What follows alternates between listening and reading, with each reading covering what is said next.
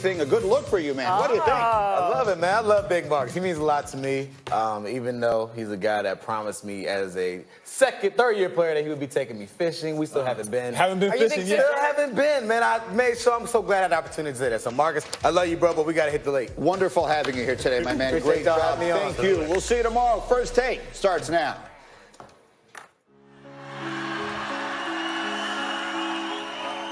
Thank you all so much for being here. The same passion we all recognized in Kobe, obviously Gigi inherited. As we speak, Kobe and Gigi are holding hands, walking to the nearest basketball court. Gigi would have most likely become the best player in the WNBA. I'll never get to see my baby girl walk down the aisle, have a father-daughter dance with her daddy. We promised to carry Gigi's legacy. Kobe was the MVP of girl dads. His voice is still in my head, even if his body is not on this earth. Kobe, you're heaven's MVP, but now it's time for us to continue your legacy. I love you, my man, till we meet again. When Kobe Bryant died, a piece of me died. Rest in peace, little brother. God knew they couldn't be on this earth without each other. He had to bring them home to heaven together. Babe, you take care of our Gigi. And I got Nani, Bibi, and Coco. We're still the best team. We love and miss you, Boo Boo and Gigi. May you both rest in peace and have fun in heaven until we meet again one day. We love you both and miss you forever and always. Mommy.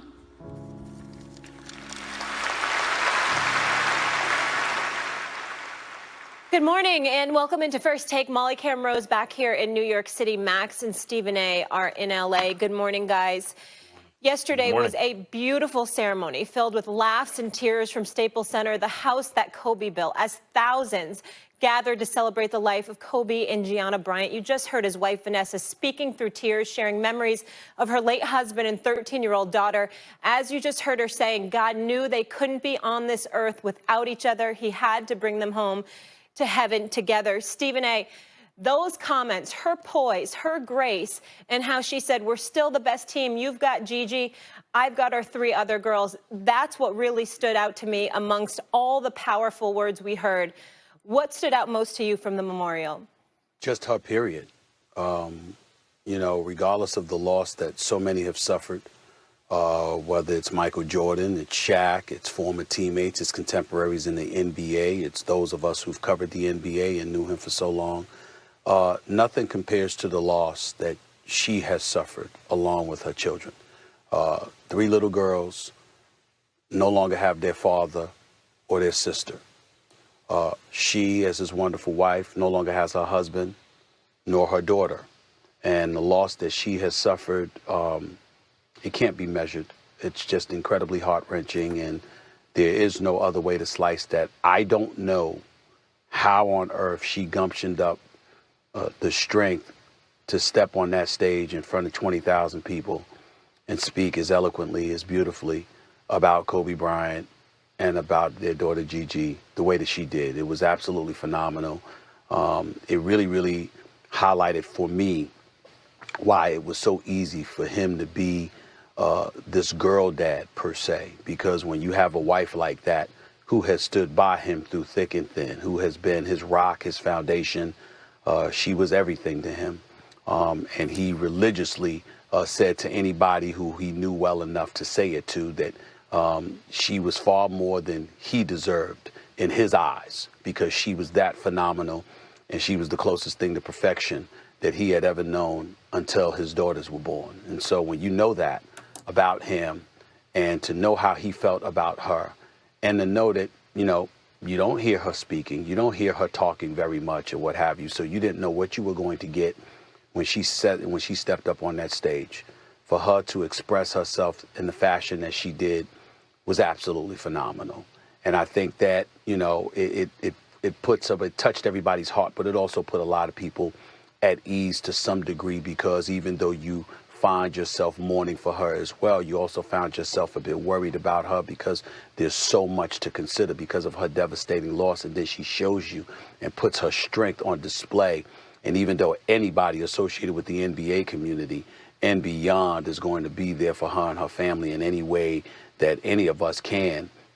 In the end, you sort of get the sense that this woman is so incredibly strong that she's going to be okay. And then Jordan goes up there and he tells his story, and he's funny even though the tears are there. And Shaq with the M-E, there's no I in team, but there is an M-E, and that was hilarious. And Gino Auriemma talking about how he knew that Kobe was not coaching his daughter because she was open and she passed the ball. There was a lot of brevity that was brought to the situation and what have you. And so it was incredibly touching, to say the least. And that's what you walked away from, just feeling just an amalgamation of emotions, Max.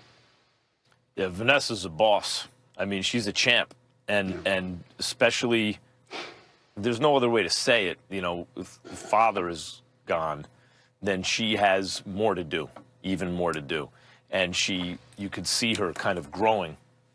I don't presume to know what she's like before this, but you could see someone stepping up and being very strong at a time where her family obviously needs her. It was very impressive and moving, obviously. Molly, I'm with you. When she said we're still the best team, it was like, you know. Very Max, they've been powerful. together since, and I don't want to cut you up, but they've been together since she was 17 and a half. Her entire adult life is with Kobe. Yep. That was very powerful. And I think the thing that got me was the describing of the bedtime routine and how he would help put the kids to bed. Because if you're a parent, what you know is the days are long, but the years fly by, as my mother says. And that bedtime routine is the way she described it and what Kobe did. And I have 3 daughters. I know what that's about. And getting those kind of details was very moving. Jordan, of course, with the crying meme. And there was something about that. Kobe aimed for Jordan. He aimed to be the greatest of all time. And when the guy who he aimed at is there saying, hey, little, he's my little brother, it's not, Kobe didn't need validation after 20 years in the NBA as one of the greatest players of all time. But Jordan, personal relationship aside, I think, and that was very strong there, understood what Kobe represented, and he felt the same way. That was really nice to see. And Shaq, Stephen A., the line that Shaq had about the ME, that was a good one. The one that's going to get lost that I loved was the end of that story when he's telling Rick and everyone, he's like, just rebound the ball. He ain't going to pass. He ain't passing.